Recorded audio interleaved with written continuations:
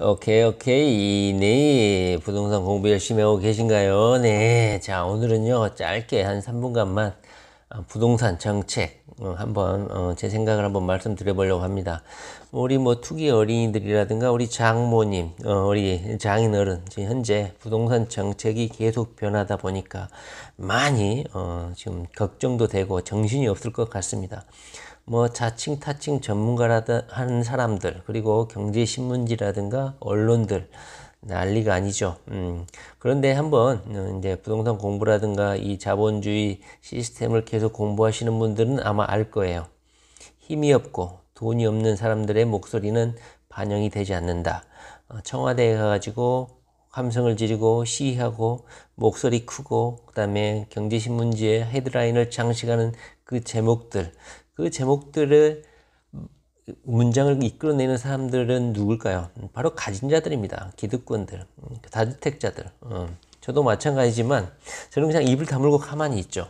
왜냐하면 인간의 탐욕은 끝이 없기 때문에 손실을 보지 않으려는 본능이 자극을 해서 알아서 청와대에 가고 이렇게 아마 행동을 하게 되어 있습니다. 인간이라는 동물은. 그런데 이 사람들의 목소리는 언론을 타고 보도가 되죠. 그리고 토목 업체라든가 건설사들로부터 광고를 수주하는 언론들은 이들의 말을 힘주어서 방점을 두어서 보도할 수밖에 없습니다.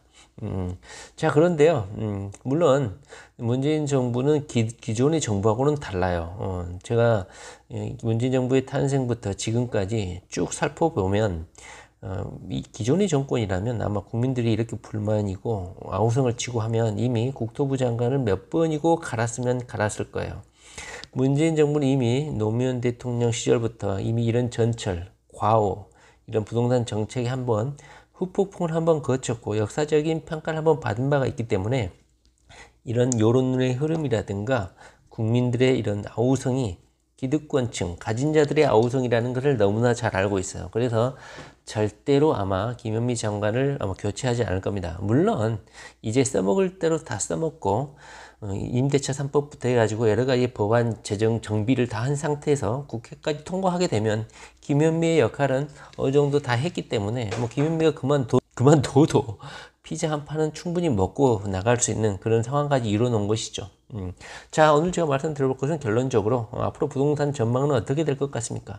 아마 어마어마하게 온라인이라든가 인터뷰라든가 신문이라든가 언론, 부동산 카페, 부동산 스터디, 그다음에 단톡방, 카톡 모임에서 지인들로부터 이렇게 많이 이야기를 해봐서 부동산에 대해서 전망을 나름대로 다 해보셨을 것 같아요. 그러나 정책이 계속 바뀌고 있고 부동산 카페에서 이렇게 논의되는 것을 국토부 직원들이 다 보고 있고 체크하고 있고 조금 경제신문지에서 비판을 하게 되면 즉각 반영해서 제도를 정비하고 억제책을 내놓고 하니까 이렇게 정부가 기민하게 대응하는 정부는 없었어요. 문재인 정부는 기존의 전체를 밟지 않는다는 것이죠. 자, 제가 생각하는 바는요, 여러 전문가들, 그다음에 유튜버들이 난리를 치는데요. 대부분 맞습니다. 맞아요. 그런데 저 같은 경우는, 다주택자인데, 한두 채는 아니죠. 그러다 보니까, 직접적인 타격을 받는 아주 무시무시한 당사자예요. 그러다 보니까 누구보다도 또 면밀하게 보게 되는데 제 결심은 그렇습니다. 제가 이재명 도의사의 부동산 정책에 대해서 한번 한 30분 가까운 영상을 찍은 적이 있었어요. 이재명 도의사가 대통령이 되면 현재 문재인 정부의 부동산 정책을 도저히 이해하지 못하겠다. 임대사업 제도를 저는 폐지를 하든지 아니면 누진세를 적용해가지고 중벌을 내리겠다. 그리고 일시적 1가구 2주택 제도도 폐지를 하고 분양권이든 뭐든 보유세를 가혹하게 물리겠다. 이런 자신이 대통령이 되면 하겠다는 그런 부동산 정책을 말한 적이 있어요. 그런데 이재명 도의사하고 김현미 국토부 장관하고 아주 친합니다. 그리고 철도망이라든가 광역교통망이 경기도에서 뚫리기 때문에 김현미 장관하고 커뮤니케이션이 아주 많죠.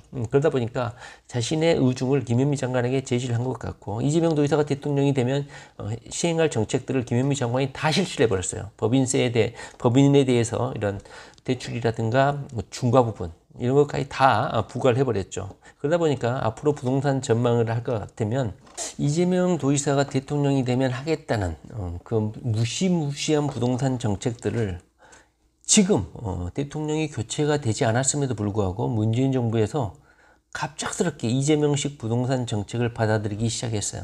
그러다 보니까 대출 규제는 물론이거니와 부동산 종부세, 보유세 부분에서 뭐 파격적인 변화를 일으켰죠. 특히나 법인 관련해서는 거의 뭐 징벌적 과세라고 해도 무방할 정도로 엄청난 과세를 하게 됐어요. 자, 앞으로 어떻게 진행이 될까요?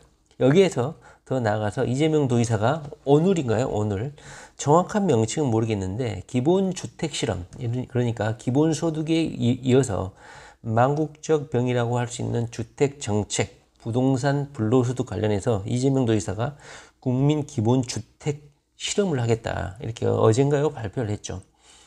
이재명 도지사가 대법원에서 무죄를 선고했기 때문에, 그리고 정부 여당 민주당이 현재 민심이 가장 혼란스럽고 두려운 게 바로 부동산 주택 잡기 아닙니까? 그러다 보니까 이재명 도지사의 이런 아젠다 제시가 남의 일이 아닌 것입니다. 그래서 그 내용을 가만 뜯어보면 문재인 정부의 뭐 부동산 임대차 3법뿐만 아니라 법인에 대한 가혹한 징벌적 세금, 거기에 플러스해서 만약에 이재명 도지사의 이런 국민 기본 주택 실험까지 여당에 반영이 된다고 하면 향후 2021년부터 2025년 이후에 대한민국의 부동산 정책은 정말 한 치 앞을 내다볼 수 없는 그런 상황이 될 것 같아요. 자, 그런데 저도 다주택자니까 이것을 예측하고 미리 대응하지 않으면 폭삭 망하겠죠. 물론 법인에 대해서 기존의 주택임대사업자를 이미 신청해 놓고 단기 또는 8년 준공공임대를 현재 하고 계신 분들은 어떤 기득권이죠. 그 임대 기간이 끝날 때까지는 세제 혜택을 줄 수밖에 없죠. 그러나 이런 주택임대사업자 제도를 본격적으로 폐지를 해버렸고, 저는 이 주택임대사업자 제도를 폐지한다는 소식을 듣고 우리 누구죠? 기업투자의 화신, 우리 박종수가 생각이 나더라고요. 우리 기업투자 박종수 300세 400세 되는데 임대사업자 이제 폐지가 되면 종부세 엄청나게 물게 될 텐데 우리 기업투자 박종수 어떻게 할 건지 바로 생각이 나더라고요. 물론 박종수 저자는 자신이 어떤 양질의 임대 물건을 서민들에게 제공하는 좋은 역할도 한다, 이거 뭐 다주택에 뭐 이런 안 좋은 면만을 보면 안 된다, 이렇게 주장을 하고는 있었죠. 그런데 이런 건 씨알도 안 먹혔죠. 문재인 정부가 이런 임대사업자 제도를 폐지할 거라는 것은 저는 상상도 못했습니다. 왜냐면 민간 부분의 임대 물건 제공이 거의 70% 80%에 육박하고 정부의 이런 중공공 LH에서 제공하는 게 뭐 20, 30%밖에 안 되기 때문에 만약에 임대사업자 제도를 폐지를 해버리게 된다면 이 전월세 시장이 어떻게 변모할지는 뭐 안 봐도 뻔하거든요. 지금 현재 그것이 나타나잖아요. 아직 법을 시행하지도 않았음에도 불구하고 이미 군부를 떼기 시작하지도 않았는데 벌써 전월세 시장이 출렁거리잖아요. 앞으로 이 임대차 시장의 물량 공급을 만약에 법인이라든가 다주택자들이 하지 않을 경우에 임대차 시장이 어떻게 바뀔지는 저는 모르겠습니다. 그러나 이미 저한테도 이제 각 지방자치단체별로 국토부에서 보낸 문자가 계속 날라옵니다. 뭐 인터넷으로 보낸 온라인 SNS 문자죠. 주택임대사업자 제도를 폐지를 한다. 단기 준공공 임대가 끝나면 자동으로 폐지가 된다. 대신에 법안이 위반이 되면 과태료를 면제해 주는 대신에 임대사업자 제도는 폐지를 해버린다. 그리고 주택임대차 3법은 국회에서 통과될 것을 전제하고 국토교통부가 이렇게 보낸 것 같아요. 아직 법안은 통과되지도 않았음에도 불구하고 국토교통부는 이미 김치 국물 마시고 임대사업자 제도를 전격 폐지할 것 같아요. 자, 투기 연예인들이야 뭐 상관없지만 대한민국 부동산 어떻게 될까요?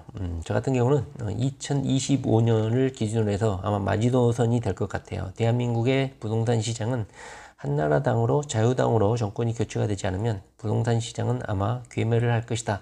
저는 그렇게 생각을 합니다. 대한민국은 부동산 신화가 있죠. 부동산 가격은 꺾이지 않을 것이다. 그러나 현재 이재명 도지사의 이런 3기 신도시의 국민 기본주택 실험, 거의 LH하고 그다음에 국토교통부가 주도하는 3기 신도시잖아요. 여기 물론 민간 분양도 제공을 하겠지만 그 준공공 임대주택도 분양을 하거든요. 특히나 역세권 금싸라기 땅에다가 LH나 경기도가 또 주도하잖아. 전부 다 경기도 땅이잖아요. 예를 들면 뭐 하남이나 교산, 과천, 안산, 장상 전부 다 경기도 땅이야. 그러니까 이재명 도지사가 여기에다가 기본주택 실험을 해버린다. 예를 들면 50% 가까이. 그러니까 분양 물건의 50%는 그냥 기본주택 실험으로 제공을 하겠다. 그래가지고 30년 이상을 무주택자에게 제공을 하겠다. 연리율 1%로 싸게 제공을 하겠다. 그러면 사람들이 주택 소유 욕구는 확실히 떨어지겠죠. 자, 제 예상은 이렇습니다. 법인에 대한 혜택이 줄어들었고 300채, 200채, 20채 뭐 저 같은 경우도 몇십 채 되죠. 그러다 보니까 이것이 만약에 임대사업자 제도가 유예기간이 1년이 주어졌죠. 그런데 이것이 이제 4년이 지나서 자동으로 임대사업자 제도가 폐지되고 만약에 정권이 교체가 되지 않는 상태에서 8년 준공공 임대까지 만약에 종료가 된다. 물론 임대사업자 내라고 2년 전, 1년 전에 해가지고 그때 당시에 수십만 명이 임대사업자를 냈죠. 이 사람들이 뭐 단기를 낸 사람도 있고 뭐 8년 준공공 임대를 낸 사람도 있겠죠. 이런 사람들이 끝날 때까지 뭐 7, 8년이 걸리겠죠. 이 사람들까지 다 폐지가 되려면 그때까지 만약에 정권 변동이 되지 않으면 이 제도가 유지되고 임대사업자 제도가 폐지가 될 것인데 단기를 한 사람도 많을 거 아니에요. 임대사업자 중에. 수십만 명 중에. 그럼 이 4년 안에는 물건들이 나올 수가 있겠죠. 왜냐하면 법인세에 대한 어떤 다주택에서 배제 1주택으로 간주해 주는 것이 이제 폐지가 되기 때문에 점점 물건이 시장에 나오게 되겠죠. 그런데 4년이 지나고 8년이 되고 이렇게 될 경우에는 법인 다주택자들이 가진 수십만 채가 시장에 나올 가능성이 커요. 그러면 시장에 공급이 풀리겠죠. 근데 뭐 지방부터 풀리겠죠. 1급지에 있는 똘똘한 한 채는 놔두고 지방부터 풀리게 되겠죠. 법인의 단기 임대차 기간인 4년이 그러니까 2년 전에 정부가 임대사업자 신청하시라 혜택 주겠다 했잖아요. 그 기간이 4년이 끝나는 게 아마 내년이나 내후년이죠. 그러다 보니까 2년 후부터는 시장에 물건이 좀 쏟아질 것 같다. 그것이 2023년이고 2023년도부터 3기 신도시 분양 물건을 청약을 받잖아요. 그리고 2025년, 26년도부터 3기 신도시가 입주가 시작되는데 만약에 이재명 도지사가 경기도지사로 계속 업무 수행을 하는 게 대선이 2023년이죠. 2022년에 있는데 2023년이죠. 2022년이죠. 2022년 대선에서 만약에 당선이 되면은 뭐 100% 대통령이니까 더 강력한 권한을 행사할 거고 만약에 대통령이 되지 못하면 경기도지사에 뭐 다시 재선되는 것은 현재 인기나 지지도를 봤을 때는 무조건 경기도지사가 다시 될 거야. 그런데 이 경기도 땅에 현재 실시하고 있는 3기 신도시에다가 50% 이상 최역세권에다가 양질의 100년이 가는 그 아파트 주택, 그러니까 주택을 100년 가는 아파트 주택을 진다고 하잖아요. 그래서 거기에다가 장수명 빌딩을 진다는 거죠. 거기에 기둥을 받고 뭐 조립식으로 약간 그나 재건축을 하지 않고 수리가 보완이 가능한 그런 시스템의 장수명 아파트를 진다고 하잖아요. 거기다 50%를 임대 물량을 때려 박는다. 그리고 현재 정부에서 주도하고 있는 뭐 태능선 추천이라든가 도심 내 그런 부지에다가 고층 빌딩 600%, 500% 때려 박아가지고 임대 물량 이게 박아 넣으면 영향이 없지는 않을 것이다. 물론 서울 부동산 가격은 흔들리지는 않겠지만 만약에 3기 신도시에 들어선 곳에 이런 경기도의 기본주택 실험이 이재명 도지사가 대통령이 되면 무조건 실시가 될 것이고 물론 3기 신도시뿐만 아니라 아마 서울 도심 내에서도 아마 그렇게 실시할 사람이야. 이재명 도지사는. 그런데 경기도지사로 다시 재선이 되더라도 50%를 그렇게 받겠다는 거야. 3기 신도시의 분양 물량도 많아서 부담인데 여기에서 민간 분양의 50%까지 만약에 할당을 강제로 시켜버린다 그러면 어마어마한 물량이 임대 물량으로 풀리고 이자도 1%대로 제공을 한다. 그러면 사람들이 주택 욕구는 많이 좀 줄어들 거라고 생각합니다. 물론 이해타산적으로 계산은 해보겠죠. 어떻게 내가 집을 사가지고 은행에 그 대출 이율 이자를 내는 게 이득이냐 아니면 내가 30년 임대차를 내가지고 30년 동안 월세 내는 게 마음이 편하겠냐. 자, 여러분들이라면 어떻게 하시겠습니까? 인간이라는 건 주택 소유 욕구가 있죠. 그러다 보니까 아마 임대 물건을 내놓더라도 아마 입지 좋은 곳은 당연히 부동산 가격이 올라가겠죠. 그러나 이렇게 남양주라든가 이런 3기 신도시, 경기도에 위치한 이런 3기 신도시의 무주택자들, 고만고만한 서민 수준의 사람들은 아마 이 30년이 보장되는 저리에 싼 80%, 시세의 80% 이하의 월세를 내고 사실 가능성이 상당히 크다. 그래서 저는 2023년이 마지노선, 2025년이 마지노선이 될 것 같다. 뭐 간단하게 다시 한번 정리를 해보자면요. 제 생각은 그렇습니다. 일단 법인 물건들이 1년, 2년 전에 법인으로 등록을 했는데 4년 단기로 이렇게 임대차를 신청하신 분들은 한 1년, 2년 후부터는 본격적으로 법인 물건이 시장에 출하가 될 것인데 지역적으로 안 좋은 쪽에 법인 물건들이 쏟아지겠죠. 이번에 청주에서 이번에 법인 물건들이 대량으로 쏟아져도 물건이 소화 안 됐다. 이 내용이 집중적으로 방송국에 보도가 됐죠. 전부 다 1인 법인들이죠. 1인 법인들.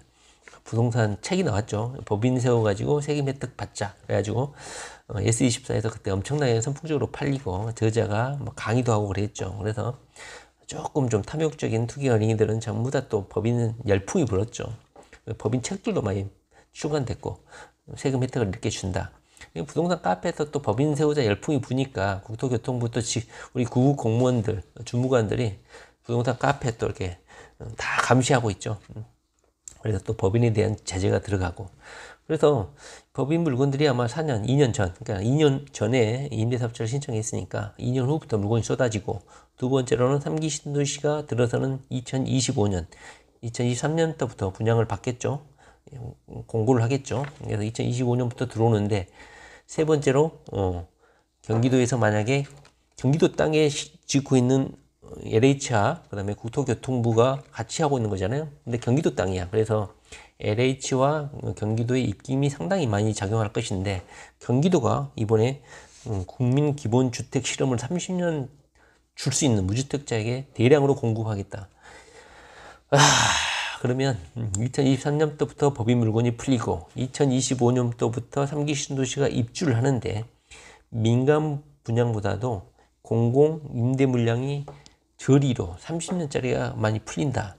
이런 이재명 도지사의 제안에 대해서 김현미 장관이라든가 국토부가 거절할 이유가 없거든요.